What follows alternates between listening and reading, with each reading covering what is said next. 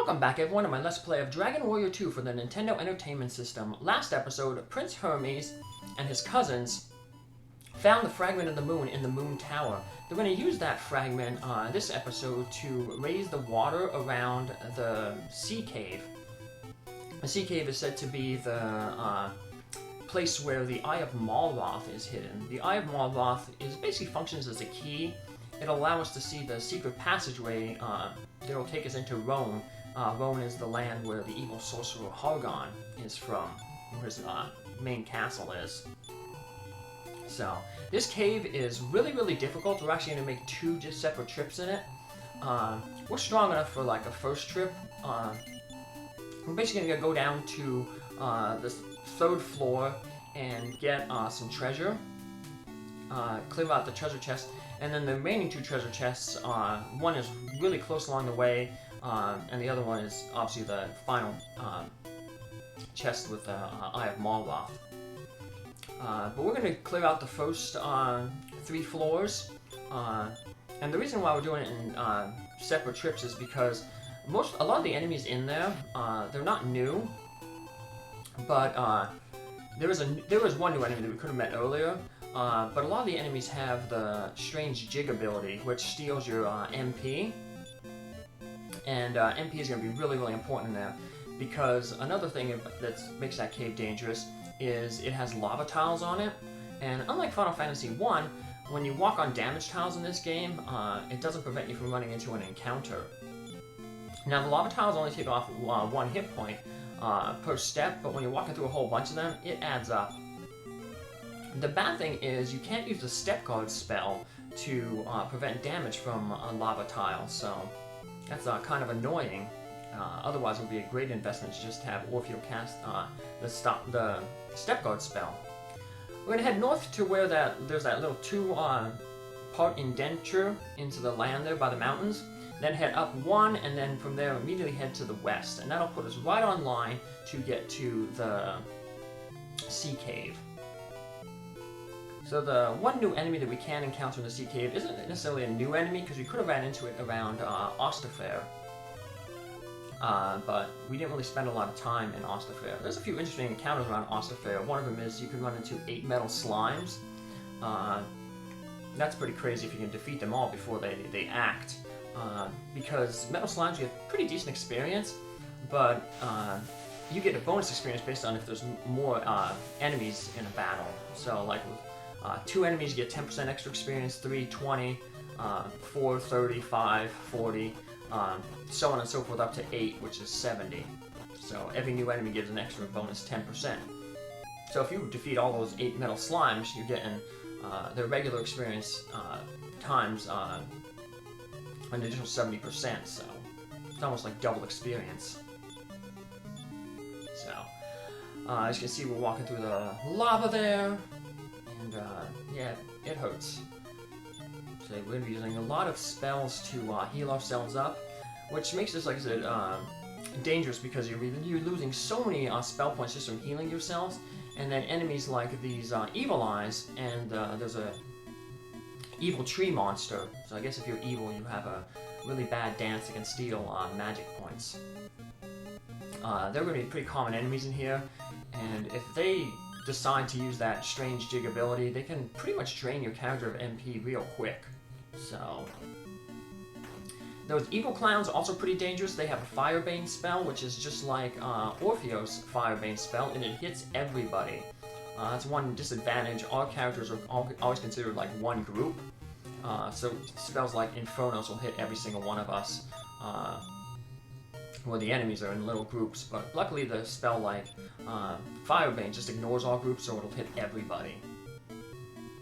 So, if you have a whole group, a lot of different groups, this might be a good opportunity to have Orfeo cast that Firebane spell. Ollisa used the Staff of Thunder on the next big group.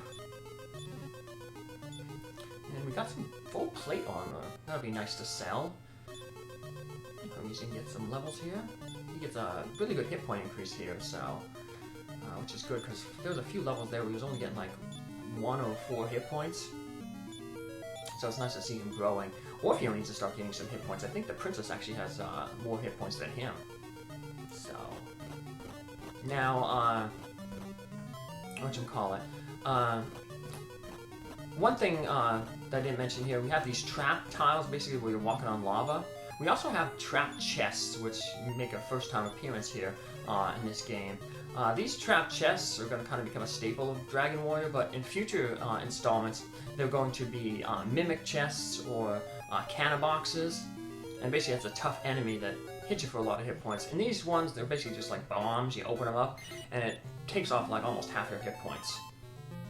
So that's another reason why I'm not really venturing very far into this cave. I'm just going to clear out those trap chests so that when I actually make a long run down into this cave to get the Eye of Malroth, I don't have to pick up those chests anymore. I can just ignore them and still save it like 100% of the game because I got these chests on a different run. So we'll see them pretty soon here. There's one right down there to the south here, and you'll just see how dangerous they are. Also see how dangerous these evil trees can be. They can appear in groups of 4, and they, like I said, they seem to really like to enjoy using that strange jig and stealing our MP. So if you can imagine if we ran into 4 of these right now, and all 4 of them did like the strange jig, taking off 19 spell points, they could pretty much drain Orfeo and Ollisa basically in a round. So. And unfortunately, we weren't lucky enough to win any wizard's rings from the lottery or for any enemies. One of the enemies that we will be running into is the goopy enemies. I'll be doing some farming off screen here. Maybe we can win a wizard's ring, but even if I do win a wizard's ring, I'm not going to use it for this thing because you might not get lucky enough to get that wizard's ring. But yeah, we'll be doing some gold farming mainly between this episode. And the reason we want a gold farm is so that we can get Shield of Strength for Orfeo. He's still using that leather shield from back in the beginning of the game. So it'll be nice to get a big defensive increase from that Shield of Strength. And even better is the Shield of Strength can use the Heal More spell for free in battle. So it'll save some MP from healing. In ancient times, a volcano rose from the seabed, and inside was a deep chasm. Look how that guy got here. He's kind of in the middle of nowhere, and there's no boat here. It must be pretty tough that he is living down here, surviving. So we're having trouble, like, in this area. Gold orcs are nice for money. They give a lot of money, so like I said, we're trying to get that gold farming, so to buy that Shield of Strength. And we have 3 locations. You go back to Baron, Toon, or Welgoth to get the Shield of Strength. So any of those places work. We just have to go back to Toon anyway to pick up the second flying water cloth. But we'll do that a different time. I don't want to be walking around with that. When I do get it, I won't use it until I get to the bonus episode. So I can hold off on getting it. Because inventory is pretty tight as is.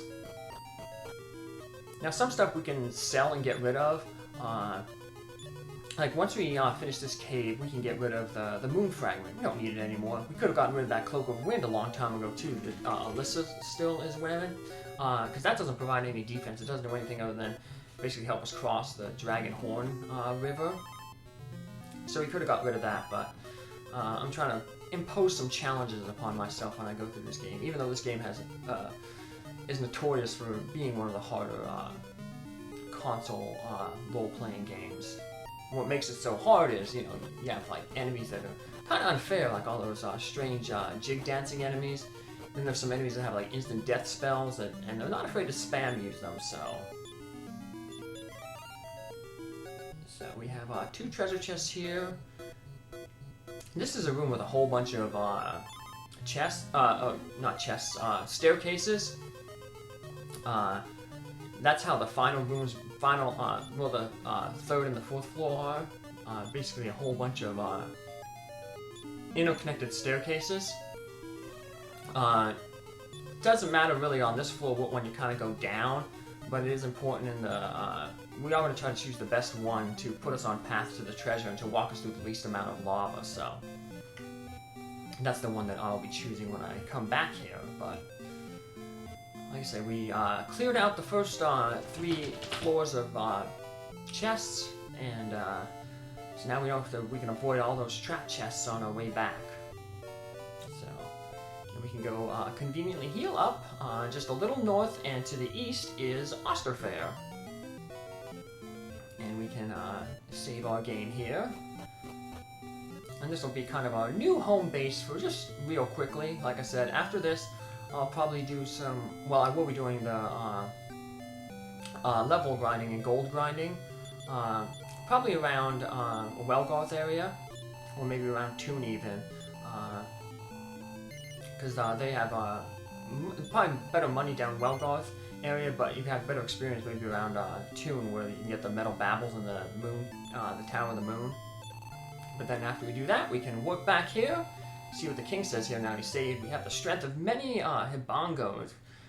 So hopefully we get some more strength and a shield of strength between episodes. Take care, have a good one, see you then. Bye.